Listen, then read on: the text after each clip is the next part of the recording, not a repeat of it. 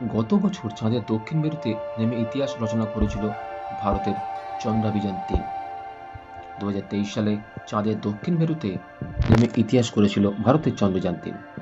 এবার ফোকাসে চন্দ্রযান-4, যে অভিযানকে এক কথায় বলা হচ্ছে লিউপেক্স তথা লুনার পোলার এক্সপ্লোরেশন মিশন।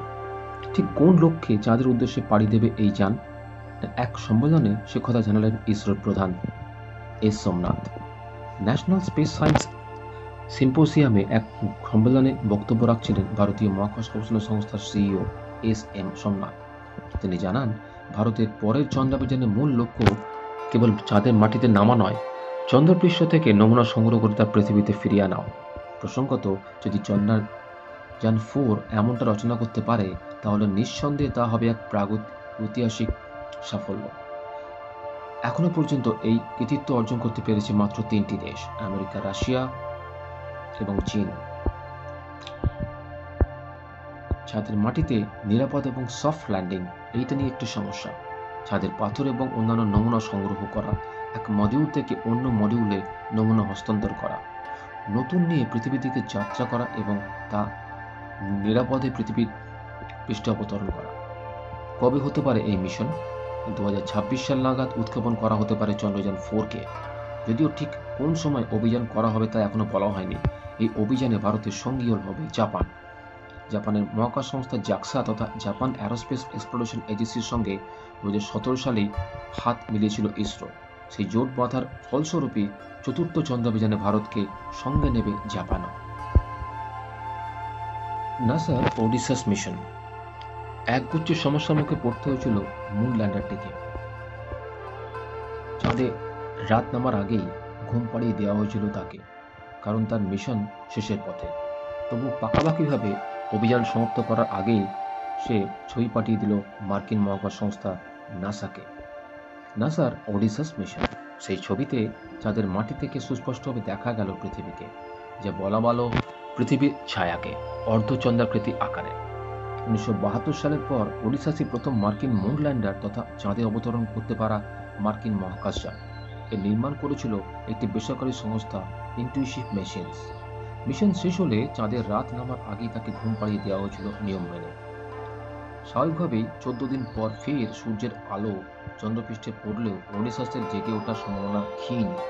তাও আশা ছাড়তে নারাজ ইনটিউটিভ মেশিনসের সিইও স্টিভ আলতেমাস।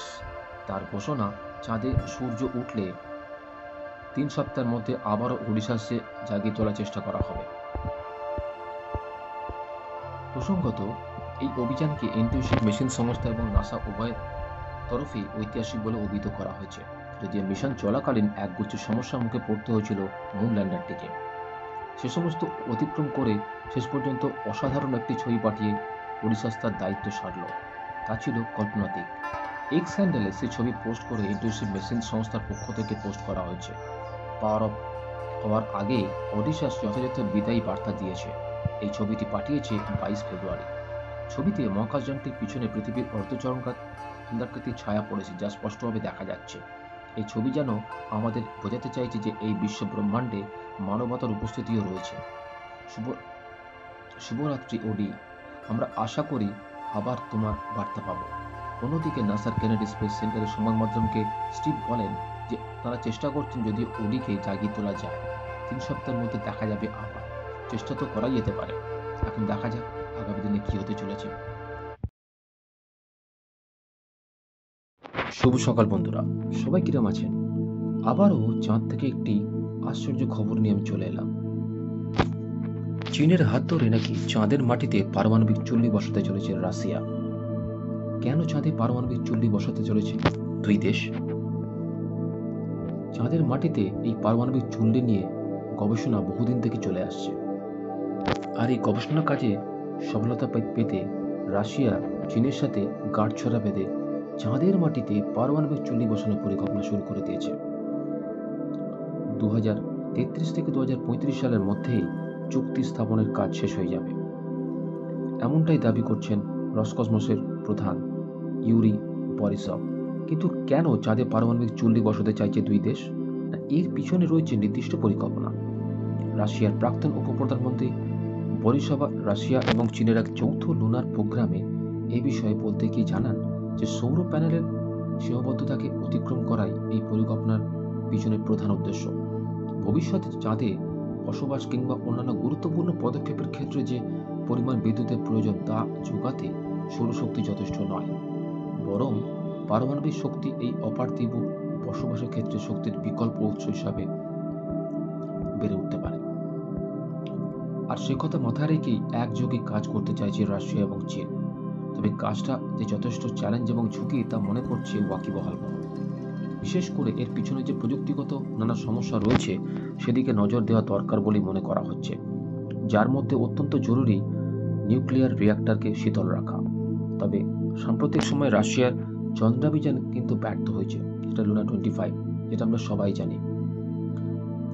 তাদের পাঠানো লুনা 25 ভেঙে পড়েছে চন্দ্রপৃষ্ঠে। 47 বছর বাদে প্রথমবার চাঁদে নামার পরিকল্পনা করলেও এই ব্যর্থতা নিয়ে নানা জল্পনা কল্পনা এবং প্রশ্ন জেগে উঠেছে মানুষের মনে। তার মধ্যে বেইজিং এর হাত ধরে উচ্চাভিলাষী প্রকল্প নিয়ে মাথা ঘামাচ্ছে রুশ বিজ্ঞানীরা, যার মধ্যে রয়েছে রাশিয়া চীনা যৌথ উদ্যোগে চাঁদে মানুষ পাঠানো, এমনকি চাঁদে রুশ ঘাঁটি তৈরি করা। আর সেই সঙ্গে চাঁদের মাটিতে পারমাণবিক চুল্লি স্থাপন হয়ে উঠেছে দুদেশেরই মহাকাশে এক বিপুল উচ্চাকাঙ্ক্ষী প্রকল্প। মহাকাশে রক্তক্ষেকো। জেমস ওয়েব স্পেস টেলিস্কোপ খুঁজে পেল টকটকে লাল এক ব্ল্যাক হোল। কেন কৃষ্ণগহ্বর হয়েও সেটি লাল হলো?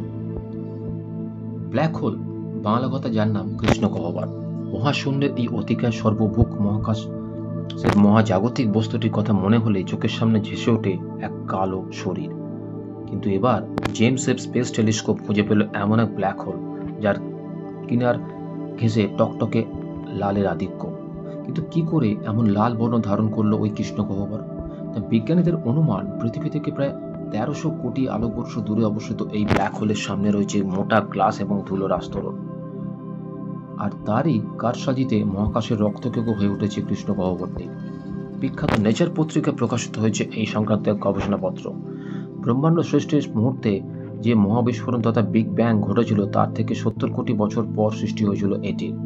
অর্থাৎ মহাজাগতিক অর্থেই এটি ব্রহ্মাণ্ডের শিশু অবস্থার সাক্ষী। অতিকায় এই ব্ল্যাক হোলটি এতই বড়, এর ভিতরে এঁটে যাবে 4 কোটি পৃথিবী। ব্ল্যাক হোলের গঠন এবং চরিত্রকে আরো নিখুঁতভাবে জানাতে সারা পৃথিবীতেই কাজ করে চলেছেন বিজ্ঞানীরা। মিলছে নিত্য নতুন তথ্য। বছরখানেক আগে বিজ্ঞানীরা দাবি করেছিলেন মহাকাশে বিপুল সুনামি তৈরি করে ফেলতে পারে ব্ল্যাক হোল। মাঝে মাঝেই তাদের মহাজাগতিক খিদের দর্শনও পান তারা।